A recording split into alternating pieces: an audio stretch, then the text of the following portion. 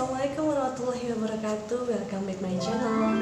Hari ini aku pengen share sedikit pengalaman pribadi aku soal berat badan anak ya. Anak kedua aku yang sekarang usianya 17 bulan itu setelah mulai MPASI, makannya itu lahap, mau homemade mau instan, dia itu makannya lahap banget. Makanya pada saat dia mulai menyusui sampai usia 11 bulan itu badannya itu montok keker ya. Namun setelah sebulan ke atas dia kok mulai nafsu makannya berkurang, terus berat badannya itu kok susah nambah ya. Mau setengah kilo nambah itu udah alhamdulillah banget. Tapi ini lebih cenderung berat badannya itu tetap aja segitu sampai usia 17 bulan pun nambahnya juga paling sedikit. Bunda ada yang sama nggak pengalamannya sama kayak aku? Nah dari situ aku sering banget konsultasi ke dokter. Gimana ini kok anak aku berat badannya cuma segini-gini aja. Jadi usia 17 bulan sekarang itu kelihatannya itu kurus. Tapi setelah aku cek di aplikasi Primaku, terus aku konsultasi ke dua dokter anak ya. Dokter anak yang pertama mengatakan ini berat badannya itu normal, walaupun bisa dibilang standar banget lah ya, standar kurva di bawah, tapi masih normal karena sesuai dengan tinggi badannya. Mungkin dokter mau bilang itu anak gue itu agak tinggi gitu ya. Nah terus dokter yang kedua bilang ini sih kurang, ini sih harus tes inilah itulah. Oke, aku ikutin anjuran dokter. Oke, aku ngelakuin tes mantuk. Tes mantuk pertama oke, negatif. Tes mantuk yang kedua oke, negatif lagi. Alhamdulillah. Berarti masalahnya bukan di soal refleks atau TB paru itu ya. Nah, aku setelah tes mantuk itu aku review, aku ngobrol juga sama dokter anak. Terus makannya gimana ya? Emang sih anak aku itu makannya itu bener-bener pemilih banget. Ya udah nggak apa-apa ya Bu ya, itu ujian mungkin ya buat kita ibu-ibu yang memiliki anak. Makannya itu bener-bener pemilih. Bener-bener aduh harus nunggu mood dulu deh. Aduh udah masak wangi-wangi yang enak-enak yang bagus-bagus tapi dia tetap nggak mau makan. Oke, nggak apa-apa. Waktu itu dokter nanya si kecil bangun jam berapa biasanya. Kalau anakku yang kedua itu dia itu biasanya bangun jam setengah 6 atau jam 6 ya. Tapi ketika bangun dia itu harus minta ASI dulu.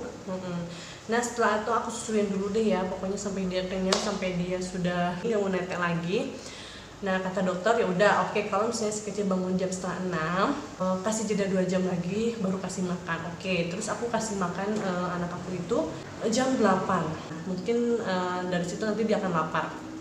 Jangan kasih apapun dulu ya, kayak sebelum makan nasi itu.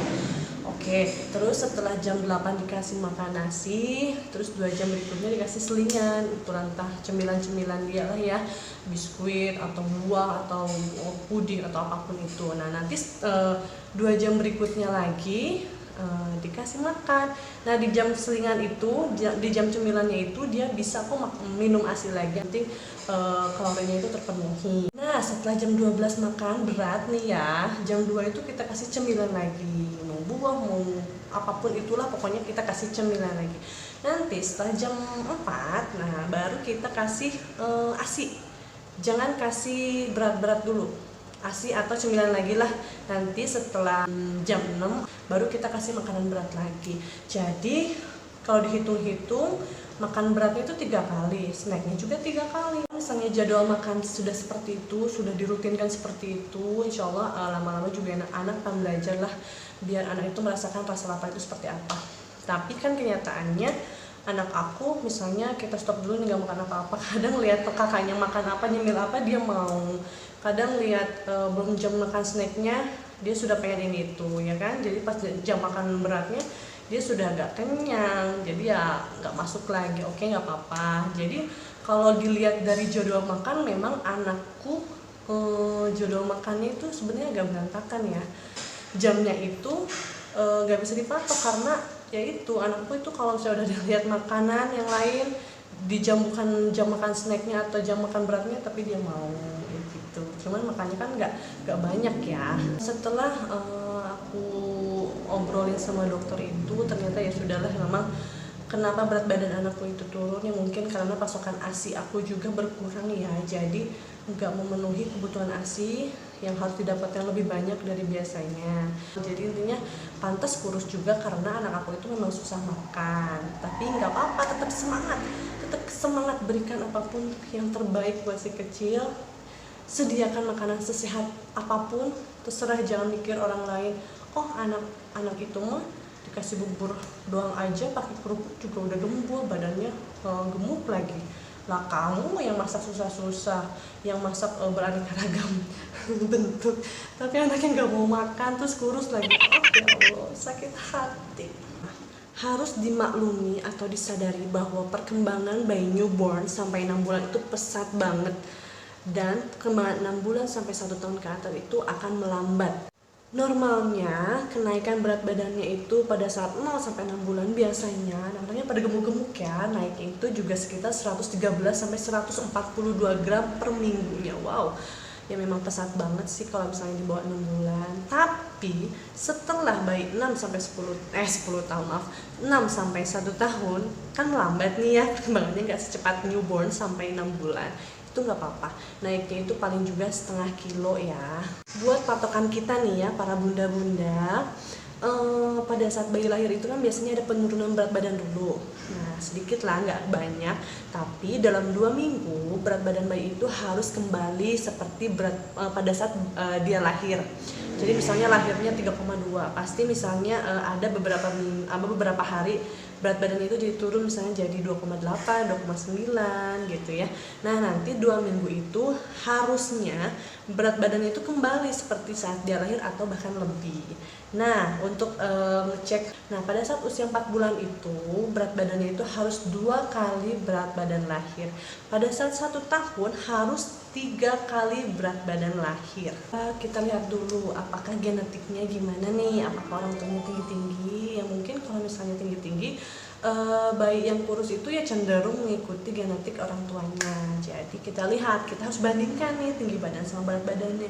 Jangan mikir aduh anak aku kurang gizi nih, kurus banget. Ya lihat dia tergolong bayi yang tinggi atau bukan. Poin yang kedua yaitu lihat kegiatan sehari-hari si kecil. Biasanya anak yang lebih aktif, lebih nggak mau diem itu biasanya kan terlihat lebih kurus karena dia lebih banyak membakar kalorinya gitu. Jadi kalau misalnya anak itu kebanyakan minum susu, ngedot, biasanya anak lebih gemuk dibandingkan anak misalnya nggak ngedot terus dia itu lebih aktif, biasanya itu lebih kurus. Jadi benar-benar nggak usah khawatir, kita juga harus mempertimbangkan keseharian si kecil, kegiatan si kecil seperti apa.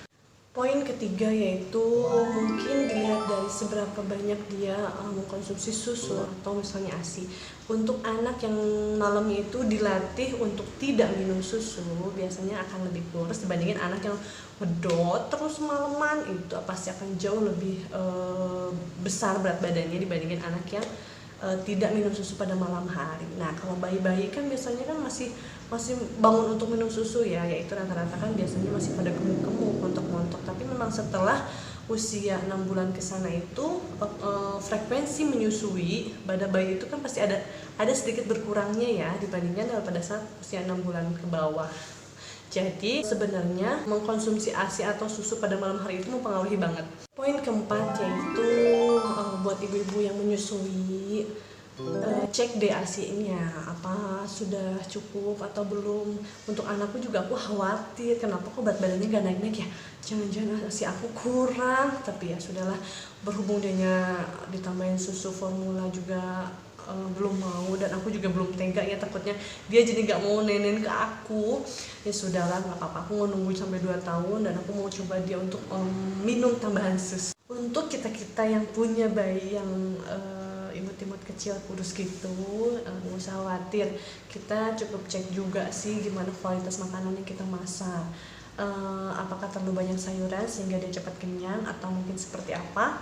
Nah sebaiknya kurangi sayur sih, lebih banyak protein sama karbohidrat saja, karena memang pada saat usia 6 sampai 2 tahun itu sayur itu dibutuhkannya sedikit, berapa persen gitu ya, 5%, sisanya itu adalah protein dan karbohidrat. Jadi pada masa 6 sampai 2 tahun itu protein sih yang paling penting untuk mempercepat pertumbuhan tinggi dan berat badannya.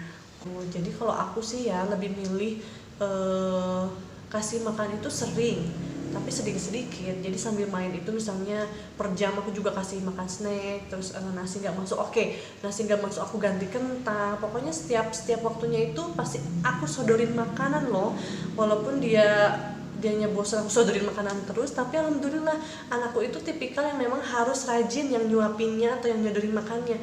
Kalau misalnya nggak rajin, aduh apa kabar deh. Pokoknya kalau misalnya aku nih ya, aku itu sering banget nyodorin makanan. Dia lagi main sedikit aku sodorin kentang, dia lagi main sedikit aku sodorin pisang, pokoknya apapun yang dia lakukan pasti aku sodorin makanan. Ya semoga itu dapat membantu walaupun yang masuknya sedikit demi sedikit, tapi mudah-mudahan kebutuhannya itu jadi terpenuhi. Oke, kesimpulan dari pembahasan kita hari ini, kalau misalnya anak kita setelah MPASI nggak naik berat badannya, kita harus cek yang pertama, apakah kesehatan anak kita itu baik atau tidak.